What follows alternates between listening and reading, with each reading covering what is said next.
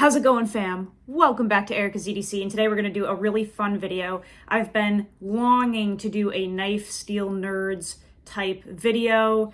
I just love talking about steel, hardness, geometry, all of the things, all of the testing stuff. So we are going to do a little bit of knife nerd stuff. I'm sure a lot of you guys know a good amount of this information probably from the Knife Steel Nerds book and YouTube channel and stuff like that. That's where I learn everything from. So Larrin, thank you as always. But guys, I just love talking about steel. Most of these on the table, except for one, are super steels.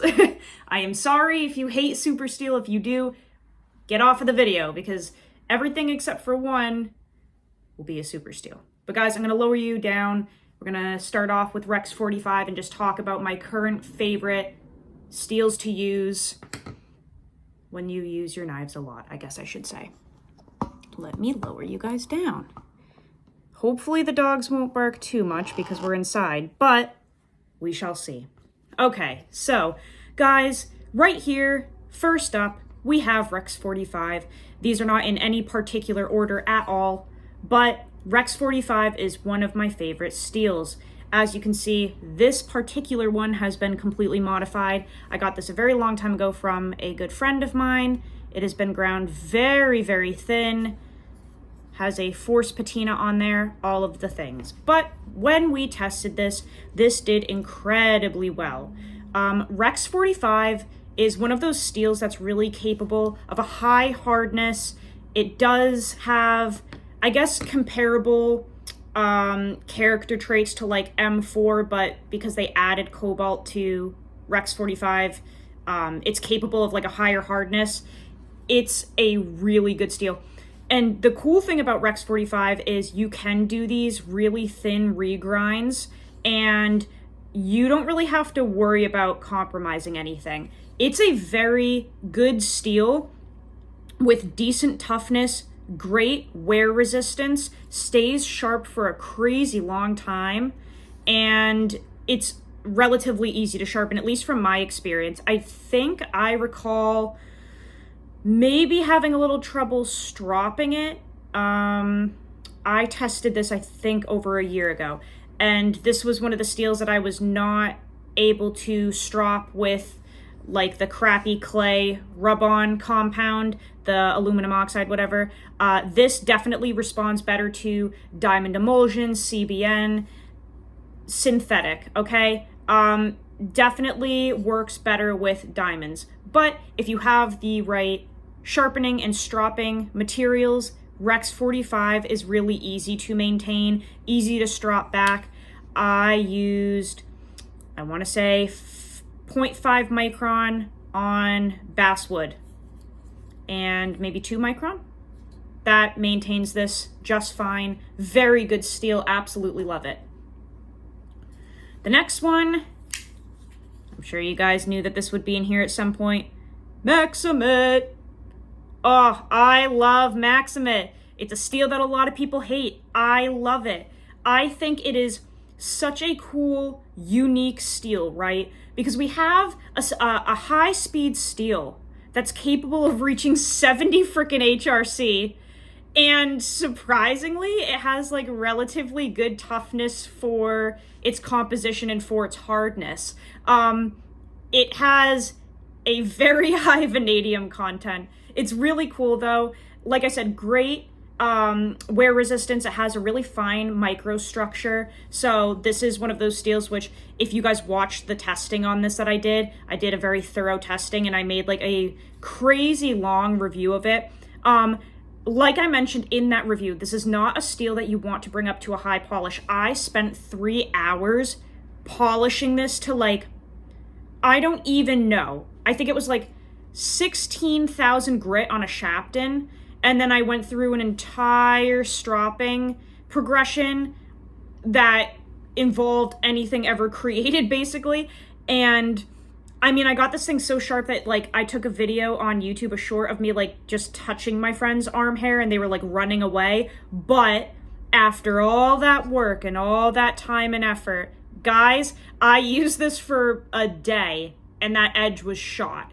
Why? Because Maxim simply does better with a toothy edge. It has a very fine microstructure, which generally means you want to keep these types of steels with a toothy edge. I'm talking 600 grit DMT, guys. And I have mentioned this before.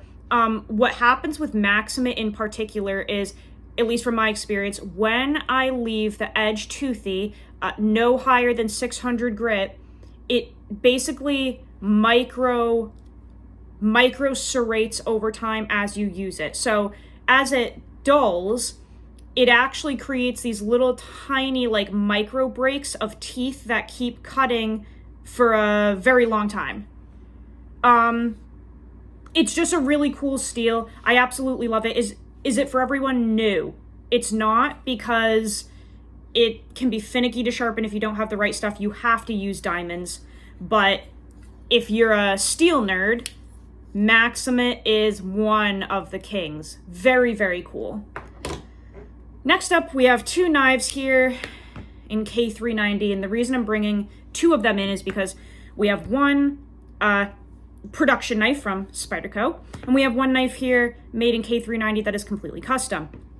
K390 is another super cool steel that I am obsessed with, and it's probably my favorite steel of all time. I've said that for over a year, and it still is. So K390 is essentially the bowler version of 10V. We all know that 10V is a CPM steel, so it's, made by Crucible. This is bowler, and K390 has really great hardenability. Again, you can take K390 up to, I don't know, let's just say 66.5 HRC, like this dart. And guys, you have crazy edge retention, but also really good toughness. If you remember, when I tested this K390 dart, we processed a whole wild hair with it. And then I took it in the video and I'm smacking so hard. The bones that we were processing, I take this knife and like full blown whack it into the bones. And I did not get a single chip, a single roll, nothing. That video is really cool. We really beat the crap out of this thing and nothing happened. I will say, this is only like 10 thou BTE, so we don't have thick geometry in our favor for toughness. This is really just the steel. It is very, very cool. K390 cuts forever. It's extremely easy to maintain. Takes a beautiful patina over time, which I don't think this lighting is going to show the patina on this one. This has some staining. Surprisingly, this higher hardness one, it just still doesn't really have a patina. We have some pitting and some rust, which I did on purpose to do some testing. But it does take a patina. It just takes a little bit of time compared to, if you're used to 1095, guys, or 80 CRV2, this does not take a patina as quickly as those, okay? But it does patina over time, holds a fantastic edge, gets scary, scary sharp, great wear resistance. I love K390. I think it's a very well-rounded steel, and I absolutely adore it. When you can get it custom done, guys, that's something everyone should experience, in my opinion. Now, following suit with K390, we do have to touch on 10V, because 10V is very, very cool. We don't hear about it a ton because we see a lot of the K390 stuff, but 10V is also highly wear resistant. Very, very cool. It's made by Crucible. This was one of the first steels, I'm pretty sure, designed to avoid like all of the other carbide types other than vanadium carbide. So this only has vanadium. Really neat. It holds an edge very, very well. Again, like I said, it has that high wear resistance, so you can cut for days, for weeks, guys, and 10V won't need any work or anything. It's very nice. It is not stainless, so obviously you do have to take your precautions with rusting and such, but as you can see, this is another one that we tested for a whole month and it has absolutely nothing. It gets razor sharp. You can run it nice and thin. This is a very thin, 330 seconds, I would figure, if I believe yeah, 3/32 blade stock. Just crazy thin. This is 5 thou BTE and never had an issue with it. Love 10V. Like I said, not entirely out of this world different to K390, but we see this in different applications, right? We don't see 10V floating all over the place. I think 10V is one of those steels that Spyderco uses in exclusives, like dealer exclusives. I want to say River's Edge, maybe that's theirs, but very, very cool blade steel. Love 10V, really great option.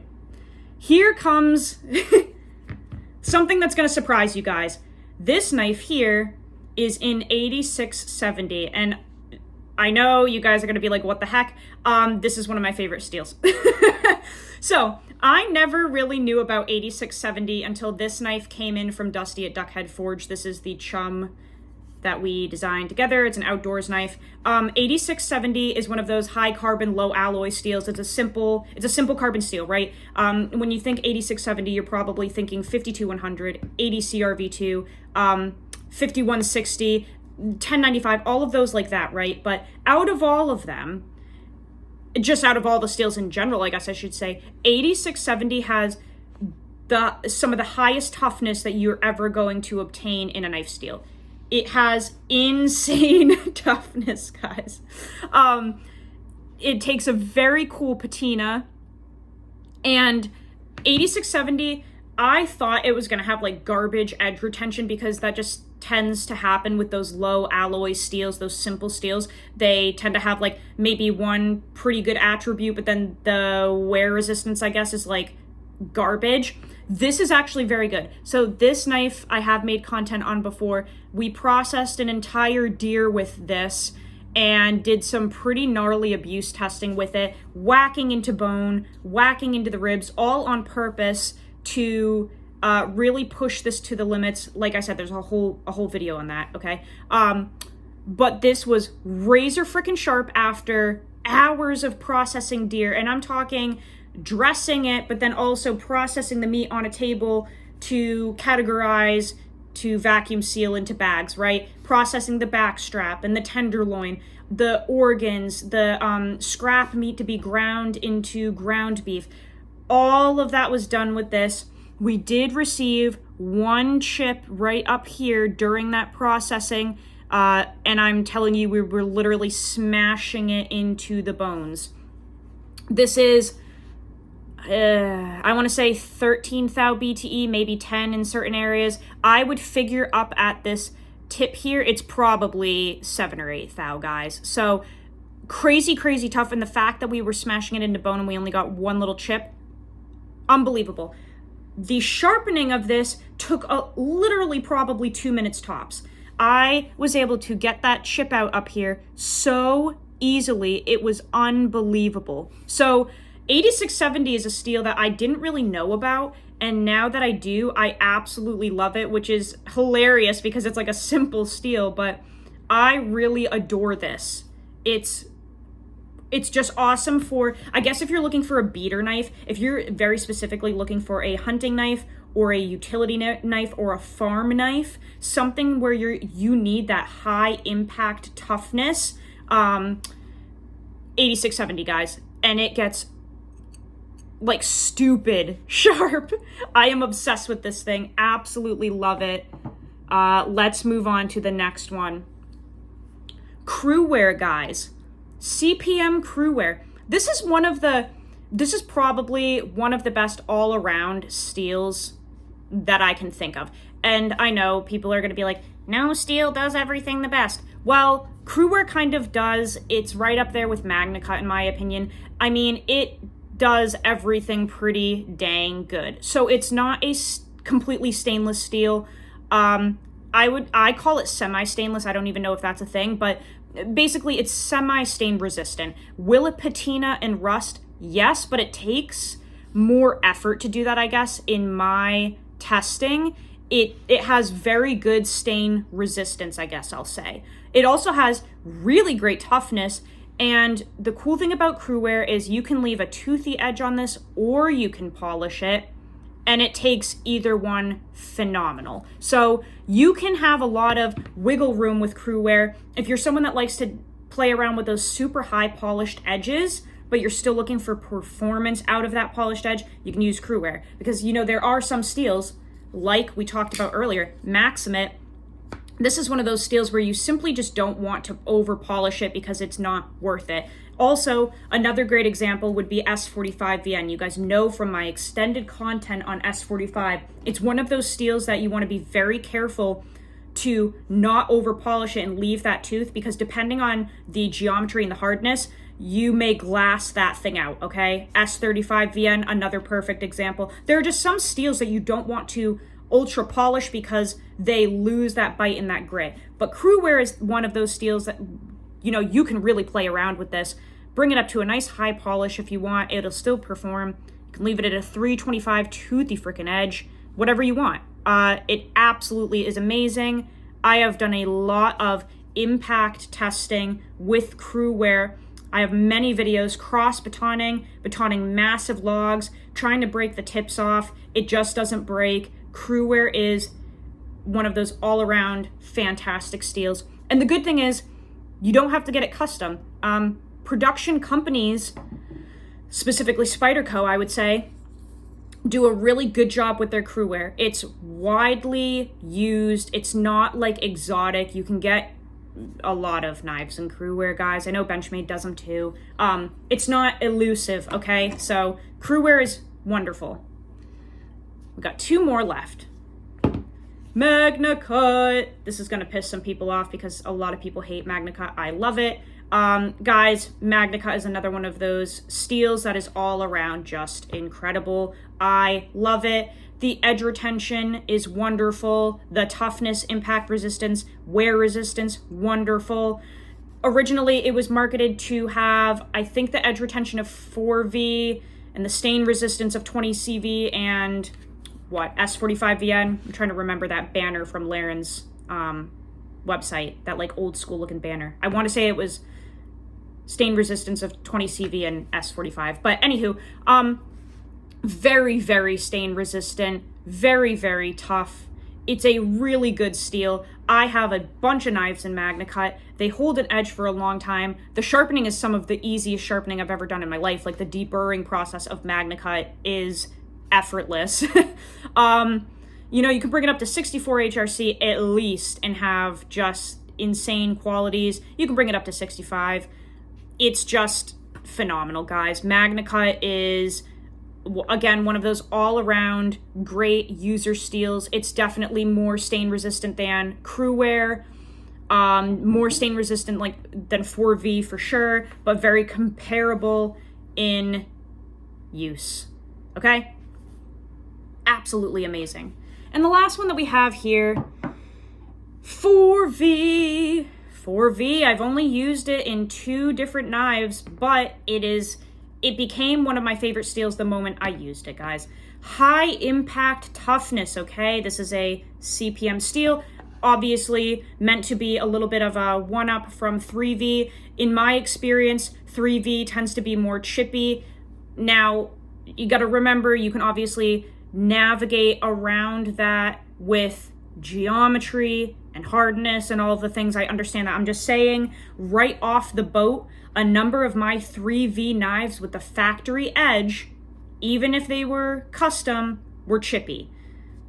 Just putting it out there. And I've used Bark River, I've used Adventure Sworn 3V, I've used a lot of 3V, and it just, from my testing, seems to come with a chippy edge that you really have to work through, and then it's amazing. But my whole point here is that 4V, I did not have that experience either time that I tested it. So right out the gate, no chippy edges, great impact toughness, high wear resistance, incredibly easy to sharpen. I have a video sharpening this 4V knife and my Steve Kalari Steadfast in 4V, which is like 66.5 HRC. This one I want to say is 64. Both videos, freehand sharpening on camera, matter of minutes, from really dull to crazy stupid sharp, crazy easy to deburr, takes a terrifying edge, guys. Can you polish it? Yep. Can you leave it toothy? Also, yep. It's just amazing. I really, really love 4V. You definitely don't have a stainless steel here. I have some rust on this one, and I don't know if the camera will pick it up, but yeah, maybe you can see. A little bit of rust, a little bit of whatever, but not really too bad. It's a wonderful steel. I love it. And again, this is one that we're slowly seeing seeping into the mainstream market of production knives, which is really exciting because we don't have to just rely on custom makers to experience these super steels. Do I want to support custom makers all day, every day? Of course. But if I'm talking to the average person, we all know that a lot of you guys are getting production knives. So let me raise you back up here. I have really been wanting to do a video like this for a long time. Like I said, I could just sit and nerd out about steel and geometry and heat treat and grain structure and all of the things. Not that I'm a metallurgist or anything. I'm just a stupid person that likes to talk about things. I'm not smart. I don't know everything. This is just stuff that I've learned over the years, especially from experience, though. I have thoroughly tested all of these knives, sharpened them, worked with them. It's so cool to experience them, whether you're experiencing them before or after you've read the details on them. But it's just such a fun thing to me. I love cause and effect. I love learning about this stuff. So I wanted to share a little bit of that with you, because these are, I feel like I gave you a pretty decent variety here of steels to try that maybe you haven't tried before. And of course, this is not all of the best steels. I'm obviously incapable of having everything that's ever been existed or ever been invented. I have Z-Max coming in at some point. I have a whole bunch of things that I want to test. I haven't had my hands on most of them, but from the ones that I have had a relationship with, these are some of the ones that have stayed in the collection for a while. You guys have seen this knife in videos from over a year ago, I think, so absolutely love them. I want to say my outro, but I don't think I actually can, which is really silly. I don't know if you guys know what happened. Let me just touch on this real quick, because I really don't actually, I'm not trying to be dramatic. I don't actually know if I could say my outro anymore. When I was on Instagram last night, a friend sent me a screen recording of a video, which I don't know how you do that, but I guess you can record while you're watching something on a phone. I've seen other people do it. I have no idea how to do it. But anyway, I get this message in. It's a little clip, and it's a recording of Best Damn EDC's most recent video, who everyone knows who he is, for Christ's sake. I don't watch his videos though, but I get this clip in, and it's a work sharp promotion that he's doing in his video yesterday. And at the beginning of the promotion and the end, it's like a 30-second promotion. At the beginning, he goes, "Use your shit, sharpen your knives," and then he starts promoting work sharp. And then he closes out the clip saying, "Use your shit, sharpen your knives." And I'm like, what the heck? Why would you say that? Why the heck would you say that? That's my thing. And everyone knows that, you know what I'm saying? And I know that they all know, because they all make fun of me, and that's fine. I love that everyone hates the channel, what I say. I love that they hate the mom jokes. I purposely have picked orange for every single one of my knives, recently, because everyone hates orange and I love it. I say the mom jokes and people hate it. I say, use your shit, and they're all like, don't tell me what to do with my property. Don't tell me what to do with my money. So it was just so wild that these people that I know have poked fun at me for it they're taking my line. And I was like, why are you saying that? So somebody in the comments was like, greatest quote ever. And a bunch of people liked it. And then Taylor comments underneath it the little trademark emoji, the TM. That's it. It's just the trademark. And I was like, no way. Like, there's no way you're gonna trademark my outro that I've been using for like 3 years. What? So people obviously started commenting on it and were like, whoa, that's been like Erica ZDC's outro for a very long time. Like, everyone knows. And I asked permission from Clint over at Alchemy when he kind of stopped making videos. I was like, hey, I know that the use your shit thing, like, you created it. Do you mind if I adopt it onto my channel and kind of like move forward with it because you're not making videos anymore, you're not doing that stuff, and like, we're friends? And he was like, heck yes. So I adopted this whole like use your shit mentality of using your knives before you review them and really get to know them and sharpen them and learn how to sharpen your knives. So to have someone take that, I was like, whoa, what the heck? So of course everyone, you know, like I said, is commenting down below. That's been Erica's outro for so long. And Taylor's like, I've never watched one of her videos and I didn't know that. My sponsor told me to say it. My sponsor told me to say it. I'm like, okay, that's mighty interesting. And then the pirate boy, what, Ricky, is it Ricky or Ricky? I don't know. Captain Pirate Ricky is like, then he responds right under Taylor and is like, I've watched your videos, Erica, and I've never once heard you say that. So it's not like we were trying to take it from you. But I say it in every video. Like, what are you talking about? So the whole point is, after all of that silliness, and I screenshotted and recorded everything, of course, I got a message saying that I am very aggressive and that I pick fights with everyone. And that I should not be upset about this. And I'm not necessarily upset, but I just lost my outro because it looks to me from the comment that maybe a trademark is in the works of something that I say every single day of my life and built my channel off of. So I'm not gonna say the outro today because I don't need them coming at me and being like, you said our trademarked thing that our sponsor told us to say allegedly. This is all alleged, okay? So maybe that's something we can create together. Maybe we can make a new outro together, guys. So let me know down in the comments what you think that should be. Maybe it can be about moms or beer, but I can't say my thing right now because I'm too afraid. So I will end this with saying that I do love you all very much, and I am greatly appreciative of you guys watching this video. And I love talking about knives and steel with you guys, and I hope that we can find a new outro soon, and I think we'll leave it at that. And I hope that you enjoy using your knives, and I hope that if you are interested in sharpening knives or learning how to sharpen, there are some incredible people that make really great sharpening content, and I have some too. But with that being said, I love you guys so much. I'll see you on the next video. Take care. I love you guys. See you soon.